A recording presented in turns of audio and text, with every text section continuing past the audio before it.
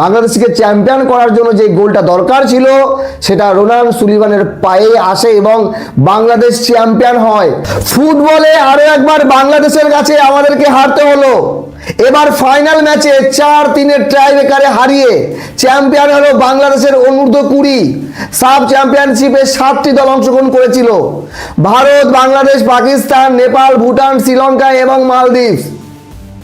সেমিফাইনালে ওঠে বাংলাদেশ এবং নেপালকে হারিয়ে বাংলাদেশ ফাইনালে। আর আমরা ভুটানকে 5-0 হারিয়েছিলাম। আমরা অনেক বড় জয় পেয়েছিলাম। আমাদের আশাও ছিল অনেক বড় যে আমরা ফাইনালে বাংলাদেশকে হারিয়ে চ্যাম্পিয়ন হব। তো যদি 94 মিনিটে খেলার কথা বলি তাহলে কেউ কাউকে ছাড়েনি। দুটি দলই স্ট্রং প্রতিপক্ষের মতো একে অপরের সঙ্গে খেলে গেছে, কেউ কাউকে গোল দিতে পারেনি। তো 94 মিনিট পর পেনাল্টি শুটআউটের মাধ্যমে রেজাল্ট নির্ণয়। আর সেখানে আমাদের প্রথম কিকেই ভুল। ঋষি প্রথম কিক প্লাস পয়েন্ট থাকে সবার, আমরা পেয়েছিলাম, তো আমরা সেটাকে কাজেই লাগাতে পারিনি, প্রথমটাই মিস। তারপরে বাংলাদেশের হয়ে মোর্শেদ আলী প্রথমেই গোল। তারপরে দ্বিতীয় কিকে আসে মোহাম্মদ আরবাস, গোল করে দেয়, তখন মনে একটু শান্তি।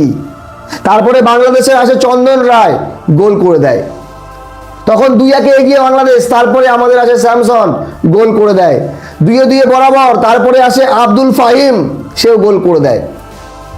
তো বিষয় হলো যে আমাদের যে গোলকিপার সুরাজ কোনোভাবেই কিছু করতে পারছিল না। তারপরে চোটও পেয়েছিল থায়ে, 1-1.5 মিনিট খেলা থামে।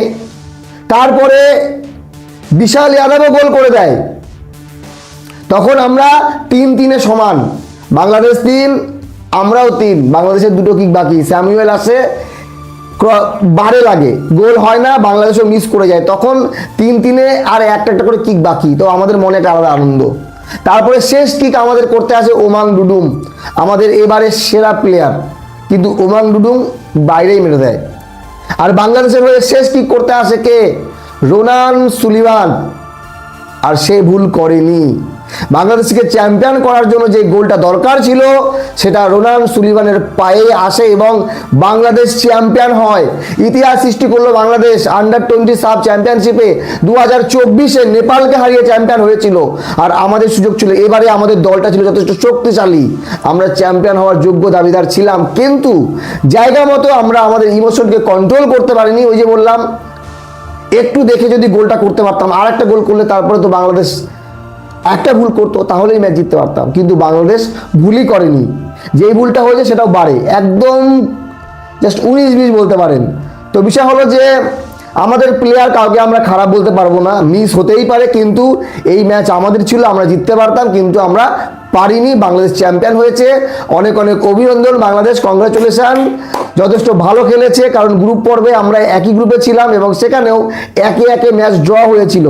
যেহেতু চ্যাম্পিয়ন একজনকে হতেই হবে, সেই জন্য এই পেনাল্টি কিক অফ, আর সেখানেই আমাদেরকে হারতে হলো। আর একটা কথা বলতে, সেটা হলো দর্শক।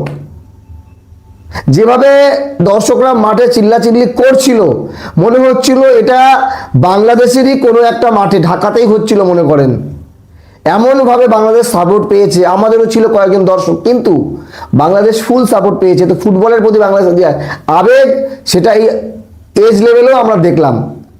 তো বাংলাদেশি প্লেয়াররা এখন আনন্দ ফুর্তি করছে, সেটা আনন্দ ফুর্তি না, এটা একটা মাইল ফলক, এটা হচ্ছে ইতিহাস। সাব চ্যাম্পিয়নশিপে বাংলাদেশ আরও একবার চ্যাম্পিয়ন হলো, আর আমাদের থেকে বাংলাদেশ ফুটবলে কিছুটা হলেও এগিয়ে যাচ্ছে। আমাদের জাতীয় দলও বাংলাদেশের কাছে হেরেছি, কিন্তু বাংলাদেশ ভারতে এসে ড্র করিয়েছিল। তো বাংলাদেশের ফুটবলটা একটু তো কোয়ালিটি হয়েছে। যাই হোক, ভালো থাকবেন সবাই। আপনাদের মতামত জানাবেন, কারা কারা খেলা দেখেছেন, যারা দেখেননি তারা মিস করেছেন বাংলাদেশ এবং ভারতের এই ফুটবল ম্যাচ। ততটাই ইন্টারেস্টিং, ততটাই মজাদার ছিল যেমনটা ভারত এবং বাংলাদেশের ক্রিকেট ম্যাচে হয়। শুভরাত্রি, ভালো থাকবেন।